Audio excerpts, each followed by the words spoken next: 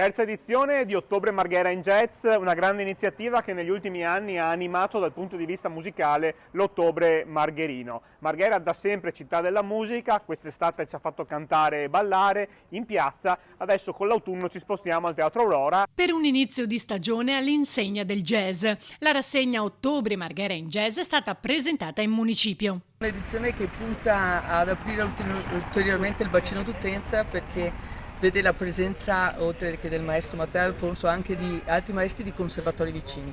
L'operazione è un'operazione che rientra nei compiti di questa amministrazione, cioè di fare sì che attraverso eventi culturali le persone abbiano la possibilità di fare comunità, di crescere, e Marghera ha sempre risposto benissimo. È un momento importante per il nostro territorio e del resto il jazz si impossessa del nostro territorio per poter portare la giusta musica. Il jazz è un momento di creazione, è una fantasia, è un'emozione ascoltare il jazz, per cui invito calorosamente tutti i nostri cittadini a venire al Teatro Aurora. Ci sono 3 sabati che interessano la rassegna, sabato 4, sabato 11, sabato 18. Con inizio alle 21. Il primo spettacolo sarà Jazz Academy All Stars, una session con una band composta da docenti che insegnano in vari conservatori del Veneto, affiancati da affermati professionisti.